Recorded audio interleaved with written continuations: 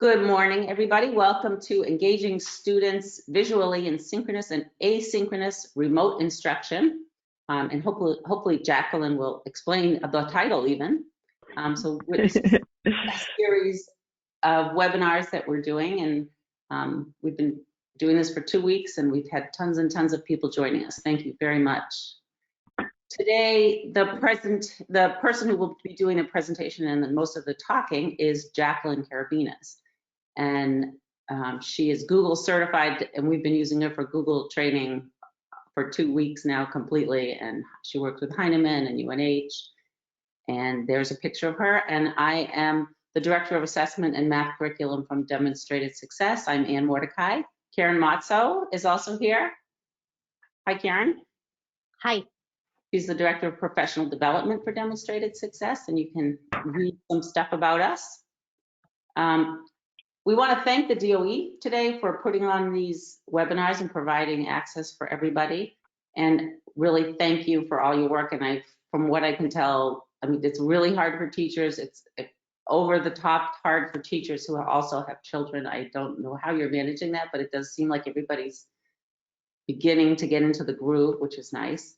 You can see I'm at the office today because I was at home, nothing. The internet, with everybody home, the internet doesn't work. Everybody's probably running into little problems like that. Right now, everyone is muted. Hopefully you can hear me. And I suppose if you can't hear me, you don't even know that I'm talking. If you can't hear, we will send some instructions on how that works. There is a little question area on your control panel on the right, or wherever your control panel is. The question area, please enter any questions you have.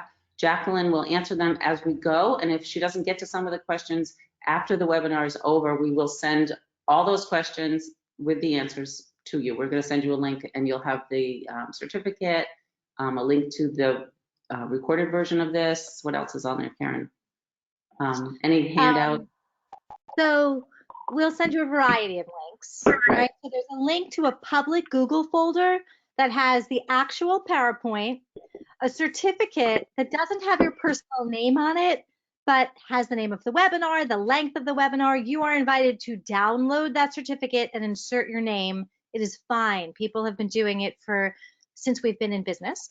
And then any questions that weren't answered, there'll be a Q&A, and then any handouts or any additional material that Jaclyn uses will all be in that public Google site. You will also get a link to the recording of the video, and you will also get a link to register for any and all of our future webinars. So that will all come within a couple of hours after the webinar. I have a quick disclaimer. GoToWebinar has been slightly problematic since 1 million people are using it. So yesterday we did have some problems where people got misfired emails from GoToWebinar. If that happens, we have tried to mitigate against that, but if that happens, don't panic, and we'll clarify. So the email that people got, it said, you didn't, we're sorry we missed you at the webinar, even though people had attended the webinar. So that was a mess. So we had to, hopefully they fixed that. And also it didn't take the questions. Pardon? We have taken away that email option. The automatic. It won't happen. So also yesterday, the questions were not saved for us at the end like they usually are. So we couldn't respond to any of them. If that happens again and we aren't able to send you the answers to the questions, please send them again in an email and we will get an answer for you if there was something that didn't get covered. I'm going to go back to the first slide for 1 second and just show you our logo. This is on the left, that is our traditional logo for Demonstrated Success. On the right is our social distancing logo. So we were using that from now on, or from now on until we're free to roam about. Also, there's a new site on the DOE, the Department of Ed site, the New Hampshire Learns Remotely. There's lots of information out there, so check that out. And Jaclyn, if you want to talk about the agenda and then go for it. So we're going to turn off our pictures so there's a little more space.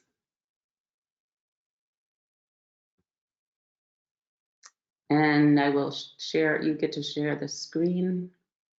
You want me to keep it on my screen until you're done with the agenda? And then I'll turn it over to you. Sure, yeah. Can you just click back over to that and then I'll go through. Great. Hello, everyone. So welcome, and we're about to dive into a really big topic.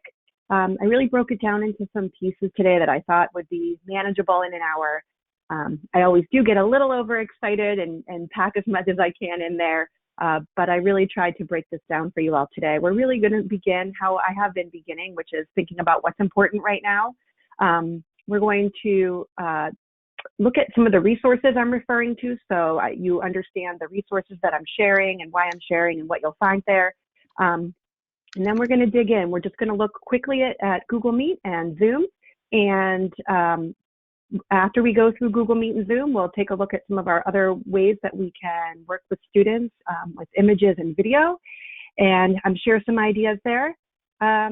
And I'll show you a couple of tools and give you some ideas of what I might do in these situations that we find ourselves in with remote learning. So, and you can shift over screen share if you like, and we'll dive in.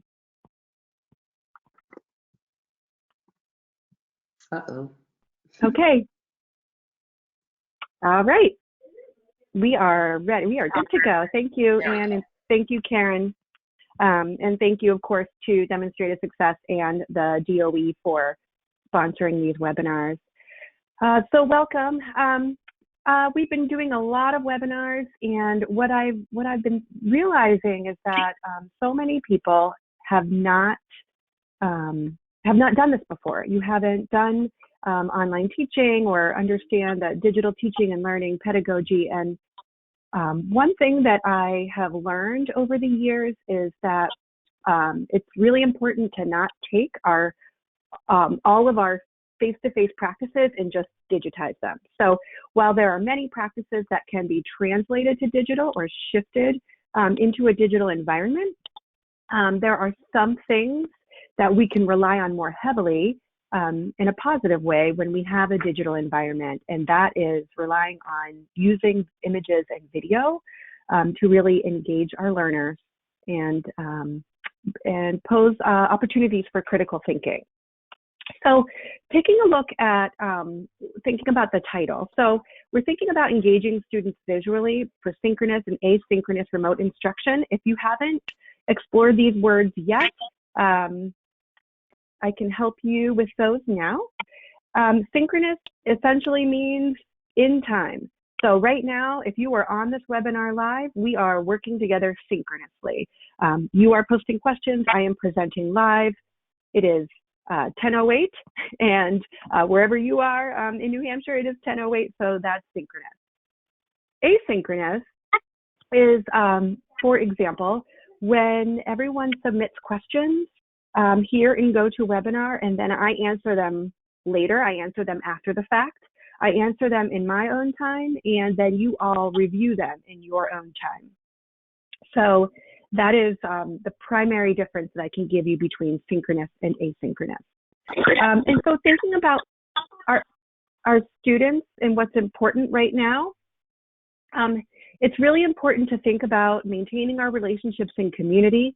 That's why I'm going to quickly show Meet and Zoom for those of you that are interested in the video chatting. And thinking about your curriculum, we really want to prioritize and set realistic goals. We really want to be responsive to students at this time.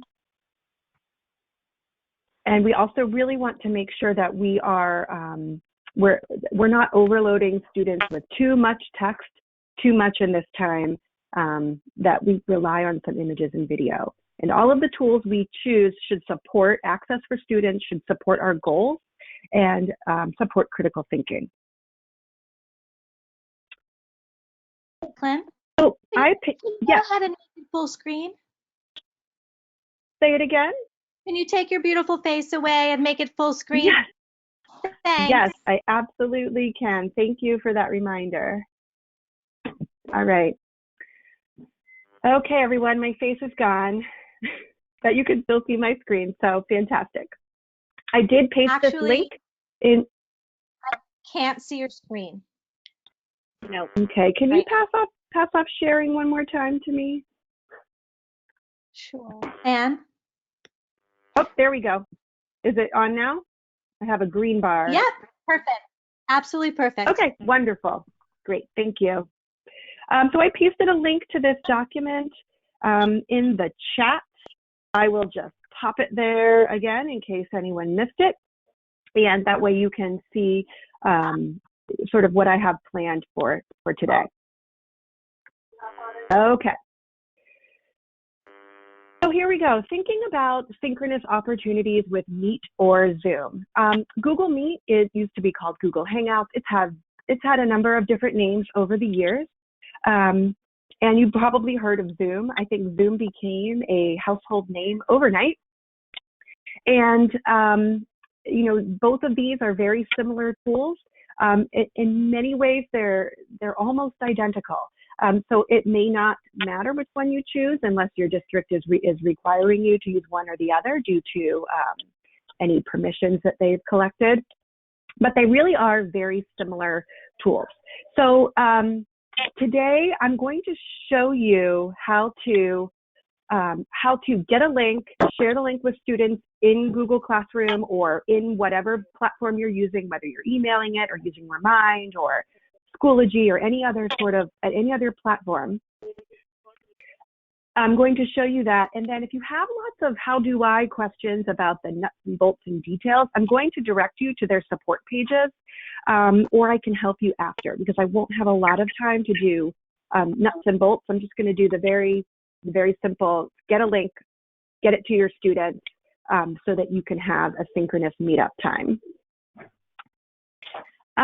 The one thing that I really want to caution you is that it's important for you to think about the needs and privacy of your school community at this time and decide as a school and a district what your path is going to be.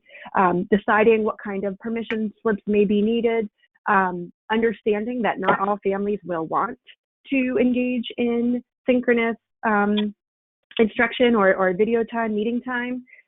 Or be able to, depending on the schedules. And so it's really important that we keep that in mind and being flexible with that. Karen and Ann, would you check to make sure everyone's muted for me? Yes. Thank you.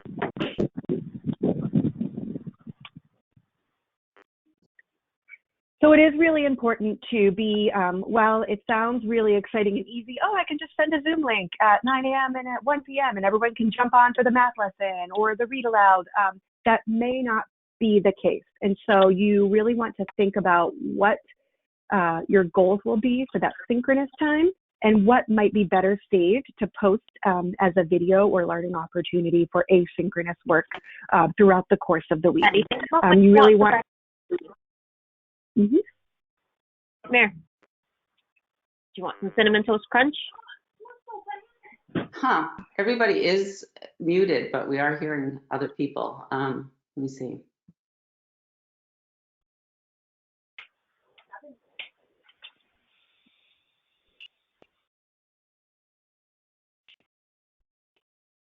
Hello? Okay, I think we might have solved it. So I'll just keep going here. Taking a look here at our links, I have links for you all throughout this document so that as you decide what is going to work for you, that you can have the support you need to go forward.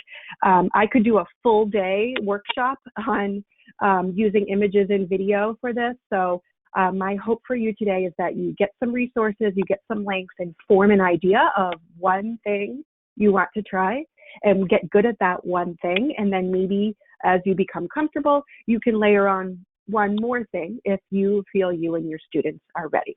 So here we go. We did jump into Google Meet. Google Meet is an app that is in your G Suite apps. And so I'm going to show you how to get there. In your browser, you can go to the waffle in the top right, and you'll scroll down and you'll see all of these icons here. and that is where you're going to find Meet. So I'm going to actually switch to there we go, switch to this screen. And so I went to the waffle and I found Google Meet. You can also just go into the top and type in meet.google.com if you don't remember where to look for it, or just search it, you'll find it. And so here are the basics of starting a synchronous video conference. You will, and this will be both for Meet and Zoom, you join or start the meeting, you click that, you need to get the link, and you need to get the link to the people that you want to join. So I will click here, let's say I'm in Meet, I want to click join or start a meeting, and I can say Wednesday test, I'll call it. I could call it weekly read aloud. I could call it, Tuesday, Thursday morning meeting. Okay, so you can see here now my camera is starting. I'm in Meet, and I can present my screen. I can click join now and get it started. I can turn my camera on and off and my microphone on and off. And when I click join now, this begins my meeting. So here is where you can see the joining info, and this is what you will paste into whatever tool you're using to communicate with families about these meetings. You can post this link right into Google Classroom. You can paste all of this information in there. All you have to do is click copy joining info. It will copy it to your clipboard, and you can jump over and paste it in. This is a much faster way than clicking add people individually. You can certainly do that. Click on add people and begin to type in the addresses or groups that you have at your school. But grabbing the link, starting the meeting, grabbing the link is the fastest way to go. So I'm going to jump over to Classroom. I still have my Meet open over here. I'm going to jump over into Classroom. And in Google Classroom, I'm going to click on Classwork and show you where I posted an example of weekly conference links. So let's say, for example, I wanted to use the same video link for a Tuesday, Thursday morning meeting. I could post this here. I made my topic, weekly video conference links. I put the link in here and a reminder that it's 9:30 to 10 each Tuesday and Thursday, and then everyone knows where to go. Or maybe I'm hosting a weekly writer share with a small group every Friday, and I want to add that there, just another idea for how to do that. I also know that that there are a number of special education providers, trying to get some one-on-one check-in time with students through this as well. And so we want to think in terms of not necessarily using Meet and Zoom for hour-long lectures or even whole extended lessons. I do know people out there are doing it. I also know that we don't necessarily want to record or even are permitted for privacy laws to record. And so if students don't attend that video lesson at that synchronous time, they will miss it. And so I'm really recommending that you use Zoom or Meet for giving instructions, screen sharing, showing students in Google Classroom maybe where their assignments are for the week or what's upcoming, and really checking in with them. How are you? Conferring with them, really just using it as a short check-in. Additionally, using it as a short check-in helps you keep students engaged for that short amount of time and keep students from doing things that on Zoom or screenshotting and doing a lot of things that you might not want them to do. We're really throwing everyone into a digital environment without doing a lot of the necessary steps to teach digital citizenship and the way we should behave and interact with digital technology. And so you want to keep that. I would keep these short and sweet. So again, I just went to Meet. I chose Start, and then I grabbed the link. Now let's say you started it and you forgot to get the link to paste it. The same link is right up here. So you could copy that, you paste it right in to Classwork. I can click here, create, material, call it weekly link, give the instructions here, I'm clicking add link. I paste it in. There it is. The video meeting comes up. If I only want to give it to a few students, I can check off the students that should get it. If I'm just doing it for one student or a small group, I'm going to put it in my weekly conference link section and post it. Now zoom.com, here we are, same thing.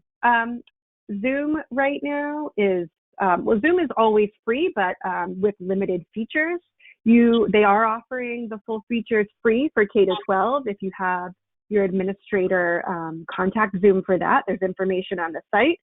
But you can just make your own account, choose join a meeting or create a meeting. I'm going to say host a meeting for this one, just like with Meet with, let's say, video on. It's going to ask me to sign in because I already have my account. And we'll open in Zoom. Now Zoom will have you download, it will prompt you to download the app to your desktop. It will walk you through that. If you're working on an iPad or a phone, you'll download the app and you can start. The same thing, we get our new Zoom meeting. I should probably turn off my Meet meeting here.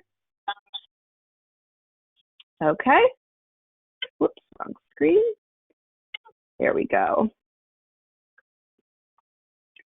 And with Zoom, I do the same thing. I create, I start, I grab my link. Let's see. The computer is moving very slow with all the things I have open right now, so thank you for your patience. There we go.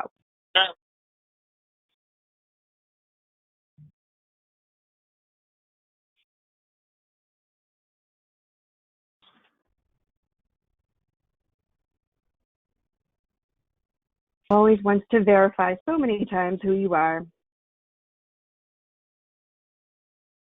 Okay, here we go. So I want to schedule a new meeting. I can see I've already created some that I posted into Google Classroom. All you do is to schedule a new meeting and you start it just like very similar to Meet. You start your meeting.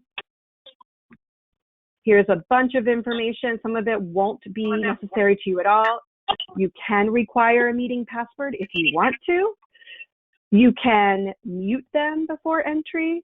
You can record it to your computer. There's a lot more you can do with Zoom, but you may not need it all. And so if your school has already been trying out Meet, or if you have G Suite accounts and you want to stick with those tools, you could use Meet. Otherwise, Zoom works well too. I do think the quality is a little bit better in Zoom. But they both work essentially the same. You log in, you get a link, you paste it into whatever tool you're using to disseminate information to students, and off you go. So I'm going to just click over. So there's a question, how can I make sure the microphone is muted for them before I come on? I've been noticing students checking in before our meeting and talking. So it is kind of tricky. Yeah, you don't want to show up 10 minutes ahead of time. The one thing you can do with Zoom, you can do that. You can make sure cameras are off and muted, and then they can't do that until you join, and you can enable them. I do not see a feature for that on Meet, which is maybe a bonus for Zoom over Meet. But the other thing you can do is post a new link each day. So you could quickly open it up, post the new link right when you jump on, and then students grab it right from there. So that is one way that you're going to do it. So Eva's saying that her school will not allow links to be shared with families, just the nicknames of the meets. Yes, so you can get the nicknames of the meets and they share that. Zoom has a password you can use also, which is really helpful. And back here on the agenda sheet, I have, there's a one sheet that walks you through Google Meet and all of your features there. And then this links you right to the Zoom Help Center that will walk you through a lot of those settings and details. So two options for you if you're looking to connect with students, have short check-ins, see how they are, things like that. really a good way to maintain your relationships and community at this time. Okay, so we're going to dive into some other ideas right now. I know some of you might have many more questions of how do I do various things on Zoom or Meet. I hope those links will help you with the nuts and bolts now that you know how to get those links or nicknames and pop those into Google Classroom or whatever that you're using. Someone is asking, I will answer this, can you use one link again and again? You can. You absolutely can. How do you share your screen with students? You'll see a share screen option. And pretty much in all digital tools, you'll see like, if you see a circle with an arrow or a circle with a rectangle and an arrow, that means share. So just look for those. You have sharing in both Meet and in Zoom. And I also know that Google Meet has closed captioning available for your video conference. I think Zoom does too in the enhanced features. A really great feature if you need to use that, if you have students that need the closed captioning. Jaclyn, can I interrupt for a All right, second? so, yes, please. Okay, there are a lot of people asking tons of questions, and a couple of people are asking, saying, I already asked this, but can you know, I didn't get a response. I just want to remind people we will be sending these questions and answers if Jaclyn doesn't get to all of them, and there really are hundreds of questions already. So we will send you the questions and the answers if she doesn't get to them, just so everybody knows. Thanks. Yes, thank you for mentioning that. And I mean, that's another reason too, everyone, why I embed all of these links for you, because many of your questions, such as, do we need to download an app, or how do I get the link again, or a lot of how do I questions will be right here on those links that may answer for you. But again, I will point you to all of those if you get stuck afterwards on the questions. One question too is, could I record myself and have them watch it via Google Meet? No, you wouldn't do it that way. I mean, you could record yourself and then post that recording for an asynchronous learning opportunity to Classroom or whatever it is that you're using. But there are, you know, you could record it. I think there might be some other tools that might be easier for that maybe have more screencasting tools, things like Screencastify. And students do not need an account for Zoom. They will just join from the link or from the meeting nickname. All right, jumping into the next part here. So something that I learned a while ago, gosh, I want to say it's been at least 12 or 13 years ago when I was teaching, is that I realized that working with students in comprehension strategies, or working with students who are emerging bilinguals, that doing a lot of the work that you need to do with text right away is too much. And something I learned from an author, Tanny McGregor, I don't know if anyone is familiar with her, but I am in love with her book, Comprehension Connections. I think it was published in 2007. This is a book that I tell everyone that if I could only grab one book from my shelf, I would probably grab this one to save for teaching. Because it is, and you don't need the book to do this, but you can search image study and video study, or close reading images and video. And she really teaches you how to work with students on using the language of comprehension with images and video first. While we don't have the opportunity right now to be sitting next to students and sitting with groups of students at a table, doing any strategy work or doing any guided reading or shared reading together like we used to, we can do this with images. So a few ideas for that, and I made some examples in Classroom. I'm going to jump over and show you those in a moment. Embedding images and video into slides, into Google Slides, is a great way to share images and video and have conversations. I'm going to show you, as soon as I just tell you what these are, I'm going to jump over to Classroom to show you. And my favorite tool, digital tool of all time, is Padlet. Padlet is a way for you to curate images or to curate links that display as images, like this, for students to be able to do independent inquiry and research, or look at a series of images to to do some work with practicing their language of making inferences, for example. A lot of work you can do with making inferences with images. And also in Google Classroom, you could post a weekly image, a video short. If you go to YouTube, you will find many, many shorts, 1.5 to 3 minutes long, and you can model using the language of comprehension, of making inferences, of synthesizing with those images and video, because we really need to expand our definition of text at this time. And shared text over image and video is a great way to go. So I'm just going to click over to Classroom. Get out of this one. Here we are. Okay. So I'm going to go into my classwork here and show you some of the examples that I've done for a video or image of the week. So one place I found a great, there we go. The New York Times has, I'm sorry, probably wasn't a good time to interrupt, but we have a lot of questions asking if you could repeat the name of the book and the author. Yes, absolutely. Comprehension Connections. It's also on, it's listed here on, if everybody has this agenda sheet, it's listed right here at the bottom. Okay. Thank you.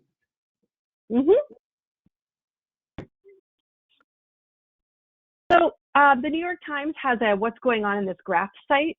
They have a full activity right on the site, but if you wanted to embed it in Classroom, you can encourage critical thinking and conversation over a number of different graphs. Now, because of the times, I chose this one to model the, for students, you know, who are curious at this time, what's going on.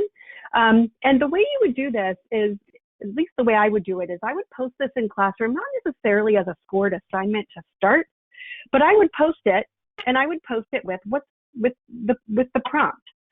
What's going on in this graph? What do you see? And I would begin the conversation so that I could get students started using. And I might say, use this stem.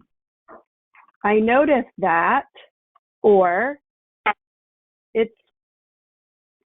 it is not clear why, or I wonder if, and really scaffolding for them the kind of language that they can use to describe what they see in the image, in the video, or in the graph. This New York Times site has it's linked on the agenda sheet. It has a ton of different graphs that you can use, and this is expanding our definition of nonfiction text.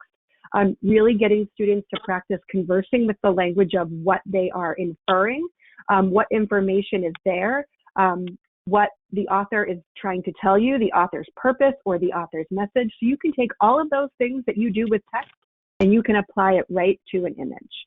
I'm going to jump over this card. I'm going to jump over to another example to show you here. So here's one. This is actually taken right from Comprehension Connections, this idea. I'm going to view it so we can see it large here. And so here I've embedded a video, and some of you may have seen this video before.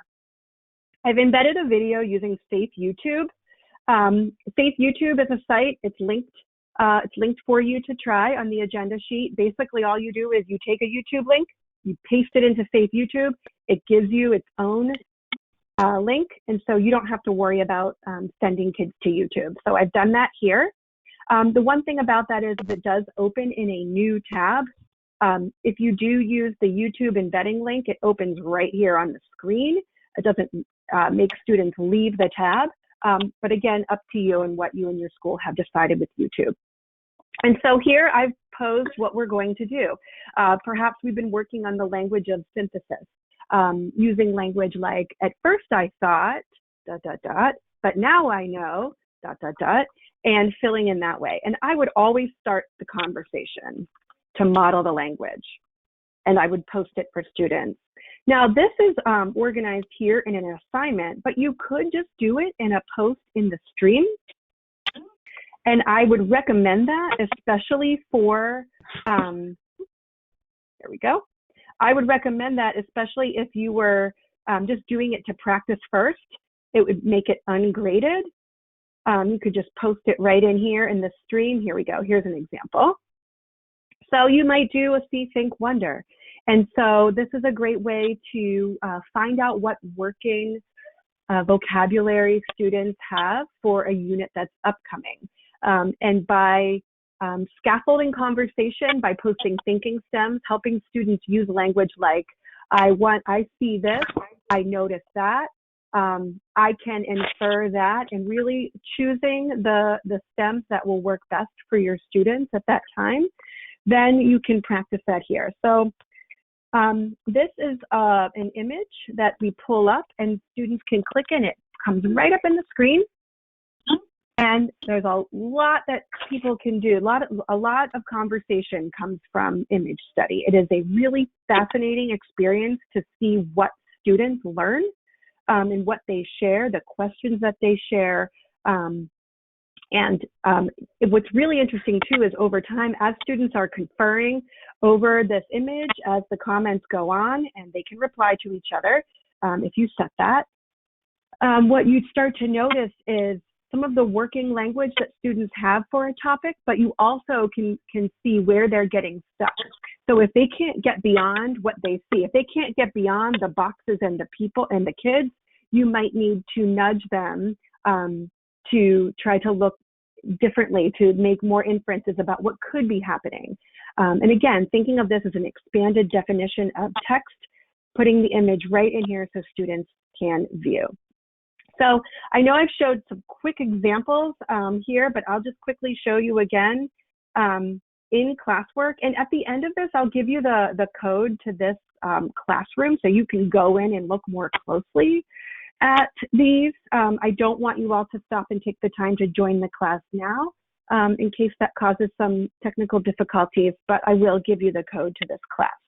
And so again, you could post these as classwork, or you could post them in the stream. So I'm just going to jump over to do a few questions. And remember, I will answer as many as I can.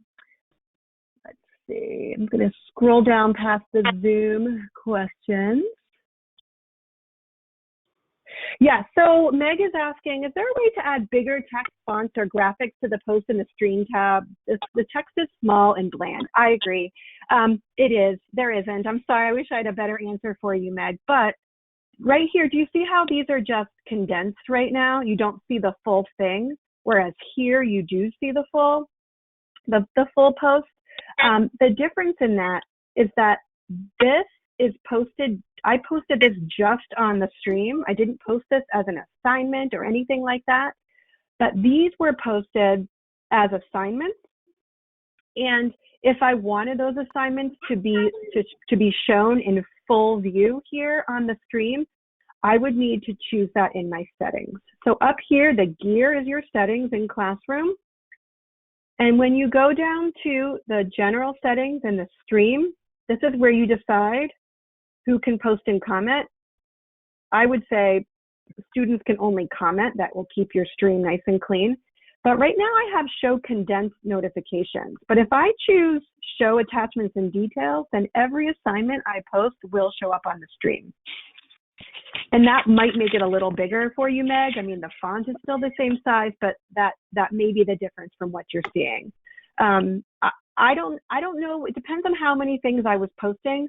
I would probably want to keep the stream to just general comments and conversation, and cue students to go to the Classwork tab to find the details and attachments that go with every assignment. And again, if you were using Zoom or Meet, you could screen share using the screen share icon and model for them where to go in Classroom to find those details. Jenna's asking where you can find the agenda. You'll find the link over there. You'll find the link throughout the chat, Jenna, and if not, I'll send the link at the end. Yes, okay, Jean, thank you for asking that. I don't know what you mean by posting in the stream. That is a great question, and I bet you aren't the only person that is wondering that. So if you haven't done any webinars or work with Google Classroom, the way that Google Classroom is set up is you have a stream tab, classwork, and grades. Teachers have people, this tab. Students do not have that tab. students have stream, classwork, and grades. So the stream is much like if you think about social media. If you've used Facebook or Instagram, stream is what just shows up in the feed as something is posted. Classwork will only show up in the feed if you allow that in the settings, but like I just showed you, to either hide them or show condensed details or show the full details. But Classwork is specifically where you can post some of these if you want to make them as assignments, or you want to post them where they are linked to points, or where you can see individual student work from right within there. So thank you for asking that, Jean. I hope that helps a little bit. Lisa's asking, how do you make different titles on the stream tab? And Lisa, I think you're asking about the Classwork tab, how I made these titles. Those are topics. So, and my topics will show up here, and I can click and filter down from topic to topic. And how I did that was I clicked create topic, and notice how it's blocked off from all of these. These are all the question types I have in Classroom. And I can make my topic, and I can easily drag these between topics too, if I put it in the wrong place. Or when I create that link, when I paste it in the video meeting link, or I paste it in the link to the image or the video, when I'm creating this, I can choose what topic it goes under. And so when you are creating that material, over here on the right, you choose the topic where it goes. And that's where those titles came from.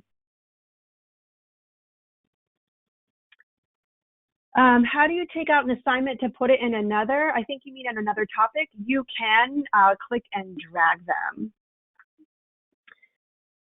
Looking at another few questions. Okay, I get this question a lot. Are you able to have a student view in Classroom in addition to the teacher view?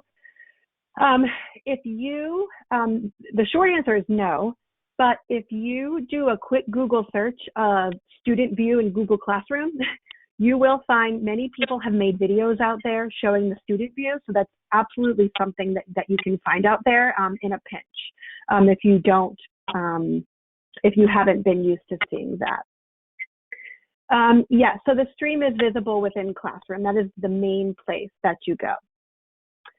I'm going to just click back over here. I want to take a look at Padlet, because Padlet is one of my favorite ways to visually display information for students and curate information. So we know that sending kids off to the internet to research for their latest inquiry on butterflies could lead students down a really tricky path.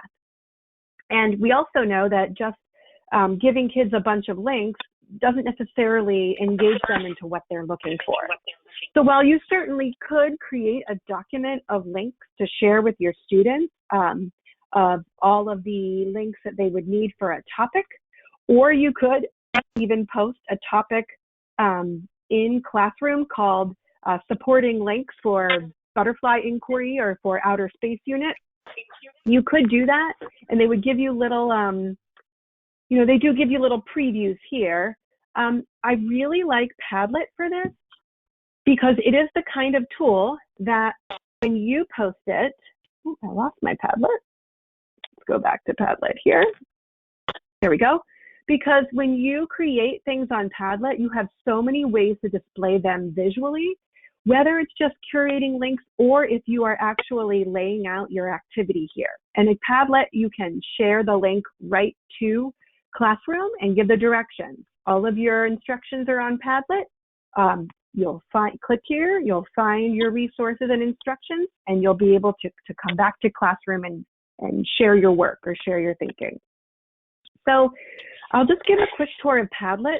Padlet it's a wall. It's a digital sticky wall, and you can organize them in many, many ways. And so this particular lesson is organized in a watch, explore, read, and take action, and an inquiry that students were doing into hunger. And so in this way, you can click and embed the videos and images that you want students to study and to use as part of their work, whatever it may be. and it's very easy to use. It takes a little bit of time to click around and get to know the settings, to figure out how to share the link. Again, we get the link and we paste it into Classroom. Get the link and paste it into whatever you're using for students to access. Padlet is only free up to 3 Padlets. I don't know if they have any deals going right now for educators at this time. I would really hope that they did. I've gotten around that over the years by having maybe 8 different Padlet accounts, so it's up to you. But to make a Padlet, when we're at Padlet.com, you click, and again, you're thinking of what it is you want to accomplish. Are you trying to post videos for students to watch a sequence of videos to build comprehension of a topic? Are you trying to post videos for them to build a working vocabulary, or to give some prior knowledge to a topic that you are going to investigate more deeply in the coming weeks? Always thinking about your goals and then choosing the format from there. So Padlet has all of these different ways that you can organize. It can be really overwhelming if this is new for you. So you could just start with grid. You're arranging your content, your images and video in rows. You could arrange a timeline of images and post that Padlet to Classroom to have students share their thinking on what they notice or what they observe, what they think is missing. Again, expanding our definition of text. You can create a place where students can have conversation right within Padlet about a video or image. You can do that in Classroom as well, but let's take a look here. And I want to show you my example of that one. So here's an example of one that I made called Collaborative Close Reading of an Image. And so you could take a photo, you could take this photo, you could do this in Classroom, you could do it in Padlet. You just decide what works best for you with your comfort level in technology at this time. And so I might begin, okay, we're going to do a See, Think, Wonder every Monday. So here's our first picture. So here it is, I've posted it. I give myself some time to observe the photo, take a look at all I can see, and I can always go back to it. And students can begin to post of the things that they see. And again, just like I mentioned a little bit ago with Classroom, with close reading an image or a video, when you see students start to get stuck, that they're not moving past the very evident black and white, what is there, you can move on to modeling your language of inferencing and synthesizing and so on. And so you can see that there's conversation now going on here. And this is asynchronous. Kids could be in a Padlet at the same time and posting. It can get a little crazy if there's too many in at the same time. But that's why this is a really great thing to post over a week's time and remind kids, access your Padlet on, for our inquiry on food and hunger. Monday, work through the watch column. Tuesday, work through the explore data column. And maybe, this is where you're working on helping students to read graphs and work through that language of understanding these visual tools. And so lots of ways you can use Padlet. I'm sure there are a lot of how do I questions with Padlet right now, so I will just take a minute and quickly walk you through the settings. So let's say I want to make a Padlet. Let's say I want to organize them as a shelf so I can categorize them into maybe observe, watch and learn, and then share thinking. So you open it and you have lots of settings. You can change the background.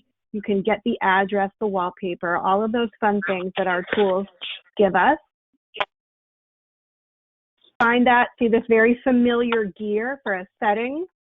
You can click here, and this is where you can name it, give a description so students know what it is. This is where you decide if you're allowing the kids to comment or not. If you are having kids comment, on it or post and you want to require approval, you can do that. Lots of different settings. Again, start small. Start posting one thing, get used to the tool and get used to the settings. To share it with students, you would, once you have posted what you want, you click share and you decide. You can copy the link, you can share it straight to Classroom, you can decide if you want, let's see here, well, you can decide if you want it to be password protected. You could just make it private and view only. Lots of different settings. And again, thinking in terms of what you want to accomplish. Do you want students to be able to view it and then come back to Classroom? Do you want to use it as a curated link that has images and video for students to build background knowledge on a topic? Deciding what your goal is.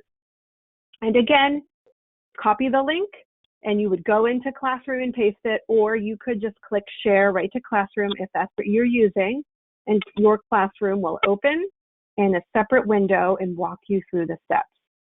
I really like just copying the link and then going into my Classroom because I would rather have all of the options right there at my fingertips. Okay, sorry, I did a lot of clicking there. I apologize. I just wanted to get back into my classwork. I would create, assignment, use the Padlet to build your knowledge of, I don't know, just say outer space this week. Give instructions there. I would add my link to the Padlet, and then students will be able to go right there. The last thing I'll show you that I really love about Padlet is that when students open a link in Padlet, it opens right there on the screen. It doesn't take them to a new, I mean, you can go to a new window, but it just opens right here. So students are doing their image study, their video study, or their curated research right here from within Padlet. Okay, I'm going to jump over to questions. And let's see. In Padlet, can students edit what you post? Can they make their own new posts? If so, can they edit each other's posts? No. So students are accessing the link.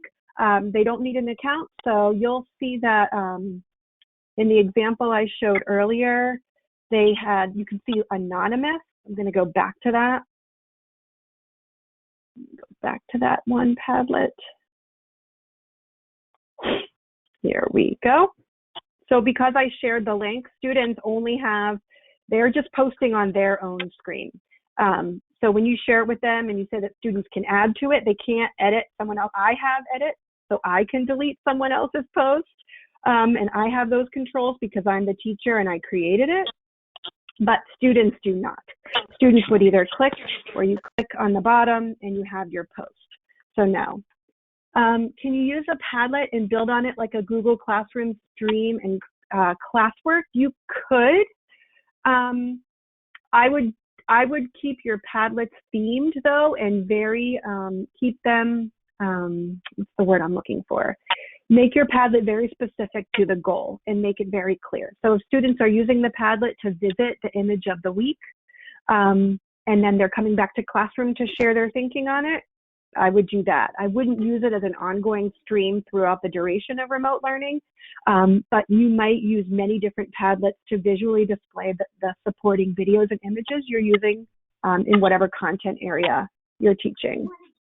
Students do not need an account for Padlet, and students don't have access to the Padlet settings. You do. You have control over all of the settings. You set the settings and you decide what students can do. Is it possible to hide student comments from other students on Padlet? If you're thinking in terms of student privacy, if you are wanting to use it as an assessment, then you would have to do it in a different way. I mean, you can delete a comment that a student makes, but you can also require approval for any student comments. You know, certainly there are reasons and times to do that. I think if you're trying to use it as an access point for students to access video and images, then you wouldn't allow students to comment at all. You would just share it as view only. And you can find that in the settings. All those settings in Padlet are up here. You can look here, that's where you require approval. And in your share button, this is where you can change the privacy. Right now it says visitors can write. Well, maybe I don't want that at all. Maybe I only want visitors to only be able to read it. I don't need them to post. I just want them to look at it or go there to get their images to do the weekly activity. I'm going to jump back in at questions. So Heidi says, I'm new to Padlet. Would you summarize it just as a place to store links and images? Yes, you could use it that way. I think of it as a little bit more than storage, though. I think of it as a way to visually engage students in a variety of ways because of the number of templates they have for you to visually store them in columns where you can name your columns based on the action you want students to take, such as read, watch and learn, explore, and then you could add a fourth column for their activity and tell them where to go. You have a lot of different options for that.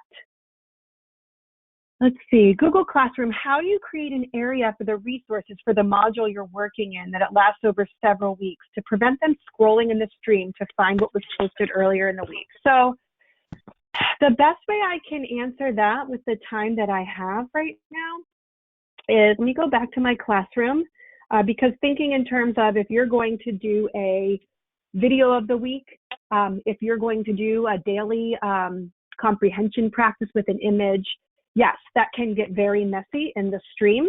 If it were me and I were doing an image of the week, image of the day, I was doing an assignment or an activity with close reading of video, I would choose in the stream here, settings. This is what I would do. I would say classwork on the stream. I would say hide. I wouldn't put classwork on the stream at all.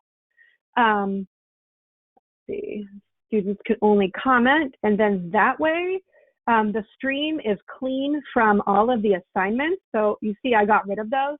So all of my assignments and classwork are no longer here in the stream. Now, this was my first C-Think Wonder. I didn't want it to be posted as an assignment. I wanted to use it as a modeling and practice opportunity for students, since I'm planning on doing this once a week as we move on.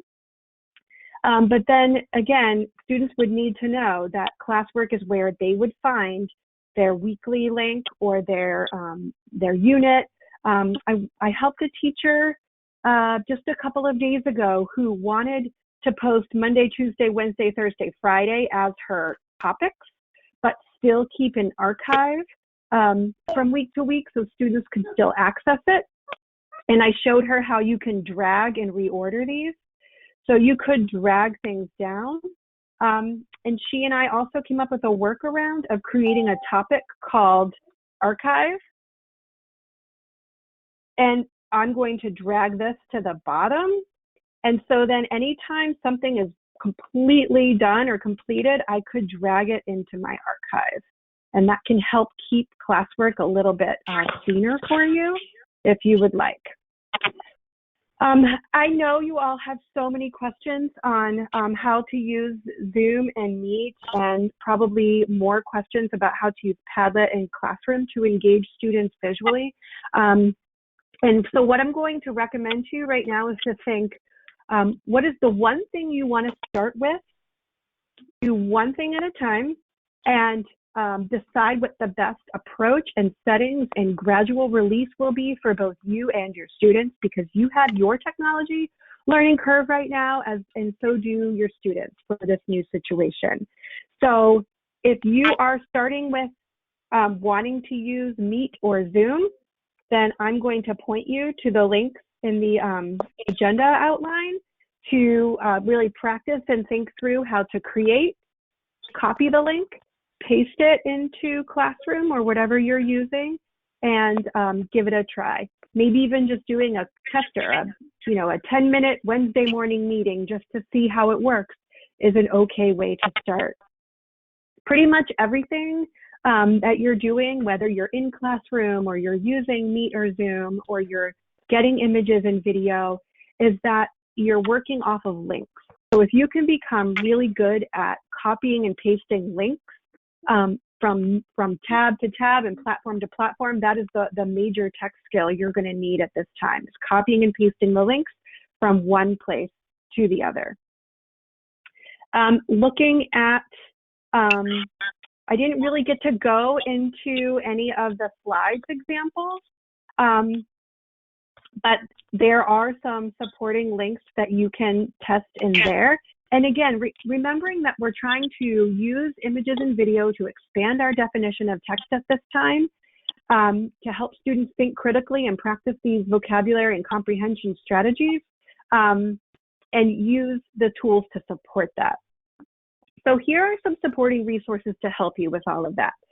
So where do you find the videos? Where do you find the photos?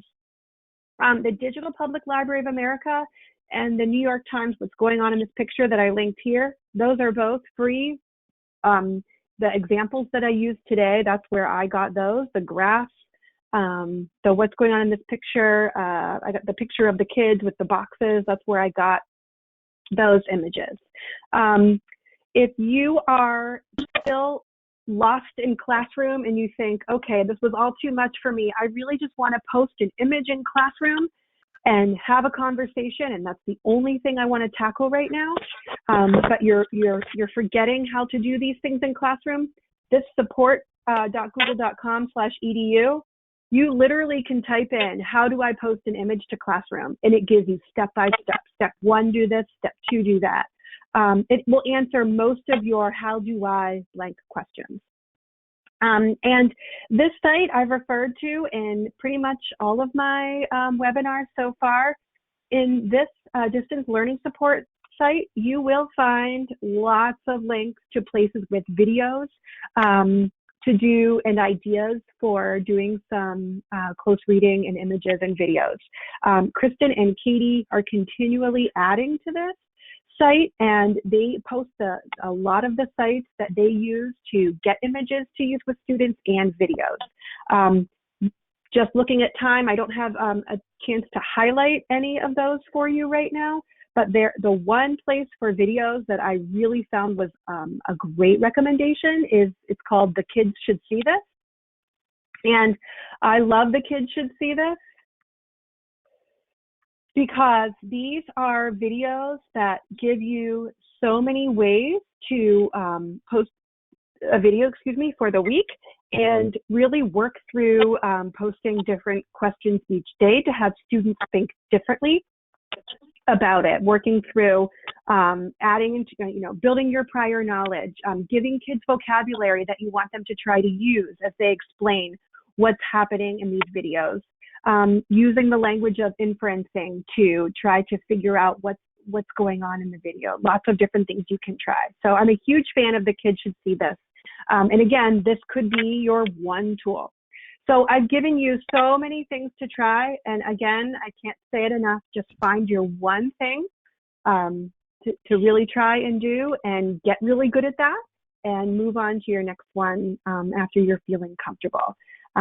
Thank you for all you're doing. I know you're working hard for your students and you're trying to keep yourself sane and working hard to keep you and your family sane as well.